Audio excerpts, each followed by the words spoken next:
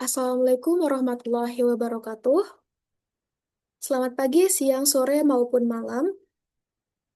Perkenalkan, saya Agnia Firda Yuntafa dengan NIM 17066235152, Prodi S1 Akuntansi RPL.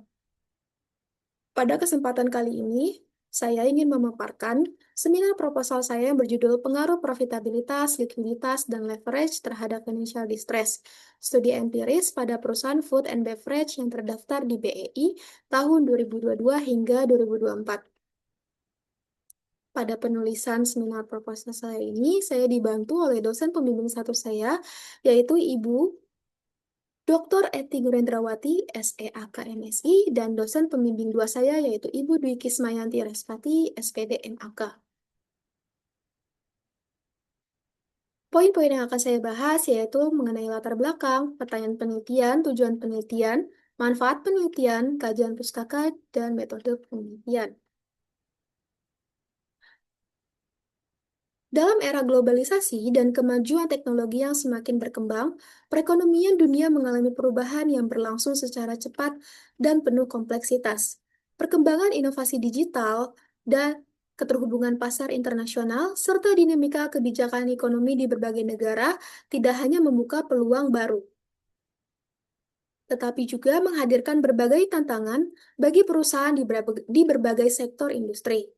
Kondisi tersebut menuntut perusahaan untuk mampu menyesuaikan diri dengan lingkungan bisnis yang dinamis, serta menjaga keberlangsungan usahanya di tengah ketidakpastian ekonomi global. Tingkat persaingan yang semakin meningkat mengharuskan perusahaan menerapkan strategi pengelolaan yang efektif, khususnya dalam pengelolaan sumber daya keuangan, guna mempertahankan laba dan nilai perusahaan. Apabila pengelolaan keuangan yang tidak optimal, maka akan berpotensi menimbulkan financial distress. Fenomena financial distress semakin nyata dalam 3 tahun terakhir. Contohnya, pada PT Waskita Karya Tbk tahun 2024 melaporkan Contohnya pada PT Waskita Karya Tbk tahun 2024 melaporkan kerugian bersih sekitar 3 triliun lebih tinggi dari tahun sebelumnya, sebesar 2,83 triliun. Pendapatan usaha juga mengalami penurunan signifikan, mencapai 6,78 triliun hingga 30 September 2024, turun dari 7,81 triliun pada periode yang sama tahun lalu. Di sisi lain, beban keuangan terus meningkat menjadi 3,45 triliun dari sebelumnya 3,16 triliun. Selain itu, PT Fast Food Indonesia Tbk melaporkan kerugian bersih yang meningkat menjadi sekitar 796,7 miliar pada tahun 2024 dibandingkan tahun sebelumnya yang tercatat sebesar 415,6 miliar. Salah satu subsektor industri manufaktur yang terdampak signifikan adalah sektor makanan dan minuman atau food and beverage. Sektor ini memiliki peran penting dalam perekonomian Indonesia karena menyumbang kontribusi terbesar terhadap produk domestik bruto. Berdasarkan data BPS tahun 2023, kontribusi industri makanan dan minuman pada triwulan 1 mencapai 38,61%. Pesatnya pertumbuhan jumlah food and beverage di Indonesia juga meningkatkan intensitas persaingan dalam industri tersebut. Setiap perusahaan dituntut untuk terus berinovasi dalam produk, efisiensi biaya, serta strategi pemasaran agar mampu mempertahankan pangsa pasar. Beberapa perusahaan manufaktur subsektor makanan dan minuman yang terdaftar di BI tahun 2022 hingga 2024 mengalami kondisi kesulitan keuangan. Berikut disajikan tingkat financial distress tahun 2022 hingga 2024. Terlihat bahwa pada 5 perusahaan subsektor makanan dan minuman terjadi fluktuasi kondisi keuangan perusahaan dari tahun ke tahun. Model Altman-Score digunakan untuk memprediksi potensi kebangkrutan melalui penilaian terhadap kinerja, profitabilitas, likuiditas, dan leverage. Hasil perhitungannya menunjukkan bahwa dinamika financial distress serta perbedaan kondisi keuangan tidak hanya dipengaruhi oleh faktor eksternal, tetapi juga kinerja internal masing-masing perusahaan, seperti kemampuan menghasilkan laba, efektivitas penggunaan aset, dan tingkat ketergantungan terhadap utang. Contohnya, eh, pada tabel, perusahaan AISA atau PT FKS Food Sejahtera menjadi satu-satunya perusahaan yang secara konsisten berada dalam kondisi zona distress pada hampir seluruh periode penelitian, menggambarkan adanya permasalahan struktural dalam manajemen operasional maupun keuangan perusahaan. Sebaliknya, perusahaan seperti Campina, Indofood, dan Mayora memperlihatkan kondisi yang labil dan jauh dari resiko kebangkrutan, menunjukkan bahwa struktur modal dan profitabilitas mereka mampu menopang keberlanjutan bisnis.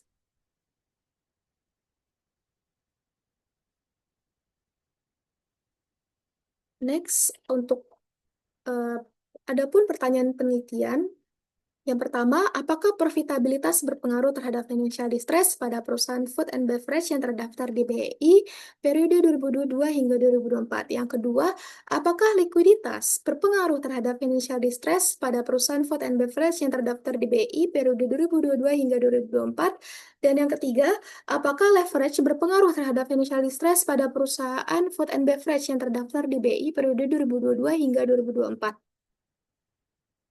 Tujuan penelitiannya yaitu, pertama, untuk mengetahui pengaruh likuiditas terhadap financial distress pada perusahaan food and beverage di BI periode 2022 hingga 2024. Yang kedua, untuk mengetahui pengaruh profitabilitas terhadap financial distress pada perusahaan food and beverage yang terdaftar di BI periode 2022 hingga 2024. Dan yang terakhir, untuk mengetahui pengaruh leverage terhadap financial distress pada perusahaan food and beverage di BI periode 2022 hingga 2024.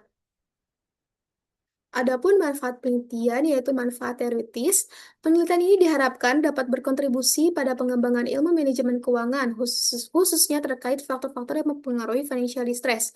Hasil penelitiannya memperkaya literatur mengenai pengaruh profitabilitas, likuiditas, dan leverage terhadap kesulitan keuangan, khususnya pada sektor food and beverage di BI, serta memperkuat teori hubungan kinerja keuangan dengan risiko kebangkrutan.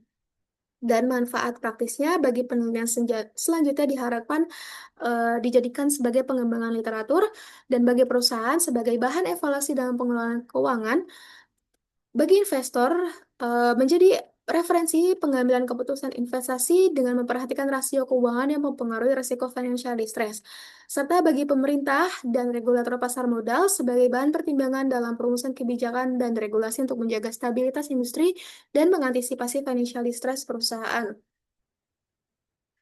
Next, kajian pustaka mengenai teorinya, yaitu stakeholder theory, yang pertama kali diperkenalkan oleh Edward Freeman tahun 1984, yang menegaskan bahwa perusahaan itu tidak hanya bertanggung jawab kepada pemegang saham atau shareholders, tetapi kepada seluruh pihak yang memiliki kepentingan atau dapat dipengaruhi oleh aktivitas perusahaan yang disebut sebagai stakeholders.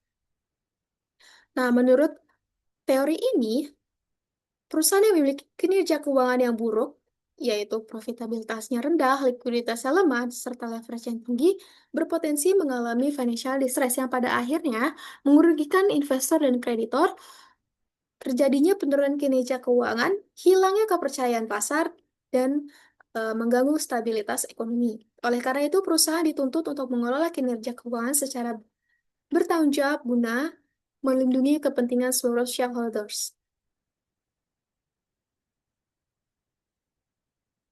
Mengenai financial distress. Financial distress menurut Platt and Platt tahun 2022 merupakan kondisi keuangan perusahaan yang mengalami kesulitan keuangan untuk memenuhi kewajiban keuangannya, baik jangka pendek maupun jangka panjang, dan jika tidak segera diatasi dapat mengarah kepada kebangkrutan. Kemudian mengenai profitabilitas merupakan kemampuan perusahaan dalam menghasilkan laba melalui pengelolaan sumber daya secara efisien. Profitabilitas berperan sebagai dasar pengambilan keputusan investasi, pendanaan, dan dividen karena laba merupakan indikator utama kinerja operasional yang banyak diperhatikan oleh investor dan analisis pasar modal. Selanjutnya mengenai rasio likuiditas, yaitu kemampuan perusahaan dalam memenuhi kewajiban jangka pendek dengan aset lancar yang dimilikinya. Likuiditas yang kuat menunjukkan kemampuan memenuhi kewajiban tanpa bergantung pada pendanaan eksternal, sedangkan likuiditas yang lemah menunjukkan ketergantungan pada pinjaman jangka pendek dan risiko operasional. Dan yang terakhir yaitu rasio leverage. Menurut Weston dan Brigham tahun 2018, rasio leverage merupakan rasio yang menunjukkan proporsi penggunaan utang dalam struktur pendanaan perusahaan dan tingkat risiko keuangan yang ditanggung oleh perusahaan. Pada penelitian ini, saya ingin menguji pengaruh profitabilitas, likuiditas, dan leverage terhadap financial distress, sehingga disusunlah model penelitian sebagai berikut. Serta pengembangan hipotesisnya, yaitu H1, profitabilitas berpengaruh negatif terhadap financial distress pada perusahaan food and beverage yang terdaftar di BI periode 2022 hingga 2024. Yaitu selanjutnya H2-nya, likuiditas berpengaruh negatif terhadap financial distress pada perusahaan food and beverage yang terdaftar di BI periode 2022 hingga 2024. Dan H3-nya, leverage berpengaruh positif terhadap financial distress pada perusahaan food and beverage yang terdaftar di BI periode 2022 hingga 2024. Adapun metode penelitiannya untuk unit analisis, saya menganalisis pada perusahaan sektor food and beverage yang terdaftar di Bursa Efek selama periode 2022 hingga 2024. Untuk teknik pengumpulan datanya yaitu menggunakan metode dokumentasi yang bersumber pada laporan keuangan perusahaan yang dapat diakses pada website Bursa Efek Indonesia. Selanjutnya yaitu studi kepustakaan.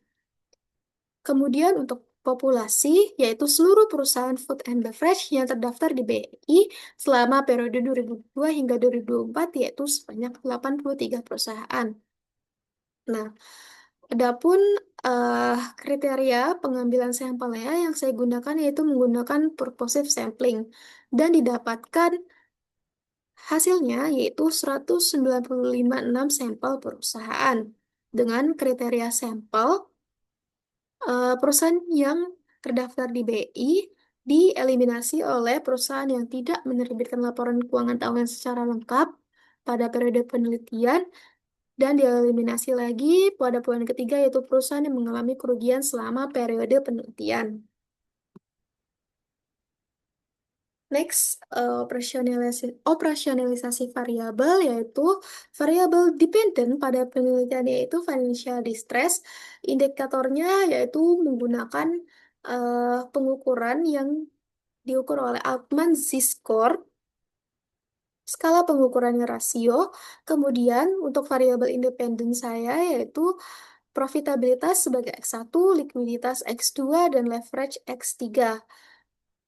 Untuk masing-masing variabel independen ini skala pengukurannya yaitu rasio, di mana profitabilitas diukur menggunakan indikator return on asset, yaitu laba bersih dibagi total aset. Kemudian likuiditas yaitu current asset sama dengan aset lancar dibagi kewajiban lancar. Dan leverage eh, indikatornya yaitu debt ratio yaitu total utang dibagi total aset. Adapun teknik analisis datanya, di sini saya akan menggunakan SPSS statistik versi 25. Kemudian ada uji statistik deskriptif digunakan untuk memberikan gambaran umum mengenai nilai minimum, maksimum, rata-rata, dan standar deviasi dari seluruh variabel selama periode penelitian. Kemudian ada uji asumsi klasik yang terdiri dari uji normalitas, uji multikolinearitas, uji autokorelasi, uji heteroskedastisitas. Kemudian untuk uji hipotesis, yaitu terdiri dari uji koefisien determinasi, uji kelayakan modal, dan uji T. Kemudian, terdapat analisis regresi linear berganda. Sekian pemaparan seminar proposal saya. Kurang lebihnya mohon maaf. Wassalamualaikum warahmatullahi wabarakatuh.